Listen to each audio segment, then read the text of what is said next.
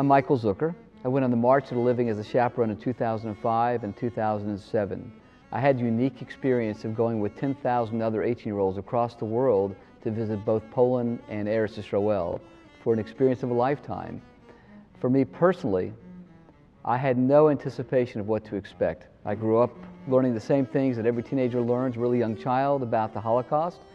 Any select number of survivors, certainly I'm a little bit older than the teenagers that went along, but to me, they were older people telling me stories about something that happened in Europe without really any effect to me, to my soul. I just can't describe the impact the March has had on our students. It's amazing to look back at our alumni over the past few years and see how they've changed as a person and in their commitment to Judaism and to their fellow Jews as a whole, based on what the March has done to them. I think it gave them such a wonderful feeling of feeling connected, feeling part of the greater whole, not just as an individual. And teens in general are some are more egocentric than others, but when you go on the March, you really lose that sense of about yourself. It's all about what we are as a nation, where we've come from, where we go, and how do we get there. Yeah, it's hard, and they don't like you to call home to your family, and they want you to deal with it on your own, and it's because they want you to become an adult on this trip. They want you to face what's so horrible in this world, and then they want you to deal with it, and then they want you to come home changed, and they do a pretty good job of doing that. You walk the path with the others walked, and you're in the barracks where they slept, where they lived, and where a lot of them died. We went into ovens where a lot of them were burned. We saw gas chambers. We walked through those. You can read, you can see pictures, and you know that they exist, but there's no smell in pictures. There's no texture in pictures, and so the Holocaust only really lives on.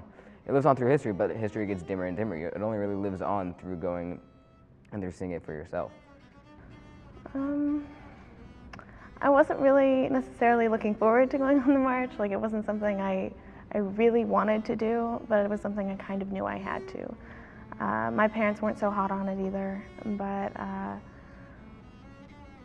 but ultimately I'm so glad I went. I came back with a completely different perspective, knowing and seeing how cruel man can be, and how easy it is to just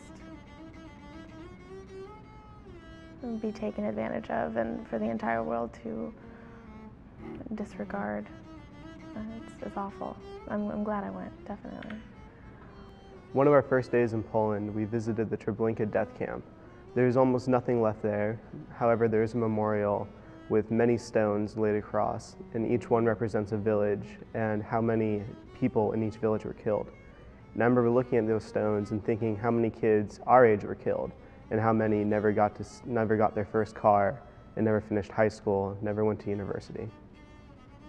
I wasn't really sure how to handle my Donic. Not only was that where Max lost his family, but so there was that close emotional attachment already, because I felt so close to Max. But we got there, and there was like tons of human ash, and just that had been left there, that supposedly the children around my Donic, the Polish children, had been playing in, using as a playground. It had just been left there, and I couldn't take it. I don't know. It just made me wonder, like, how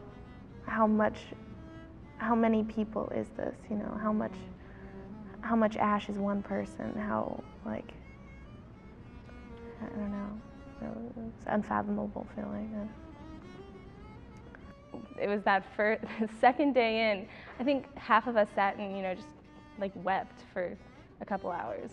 And it was the first time I'd ever experienced that kind of emotion, and I don't know if I'll ever experience it again. But the March opened up like a whole different side of me. It introduced a part of myself to myself, and for that I can never repay it. And then, you know, you go to Israel and it's the joy of having a state and truly knowing what it means to have a state. I don't think I ever would have understood that had I not gone on the march, and what it means to have a state of Israel for survivors and for people like me who hardly have any survivors who hardly have anyone who had a connection to the Holocaust in my family. It allowed me to see the importance of the Jewish state. It's better than reading a book. It's better than watching the movie. It's it for yourself. You go with a group of 20, 17, 18-year-olds from your own bus, and then you have the region, which you go with thousands and thousands of people, and it turns everyone into your best friend. And you really don't know these people until you're with them in tragedy, and this is somewhat of a delayed tragedy. So you become closer with these people you've never met. You become closer with these people you've known your whole life, and with that you can work with each other to get through the difficult times of the March of the Living, which was learning about the Holocaust and seeing what happened. No matter how many movies and books and classes you take about the Holocaust, nothing can compare to the actual experience of going to those places and seeing what really happened there and talking to survivors like Max. It's a great trip, everyone should go on it. It's a really, I think adults should take it even, it's not just for kids or students, adults should take it, and it's really important to go. By Birkenau, and later in the trip, it started to affect me more deeply. But it was really Majdanek that had the greatest effect on me.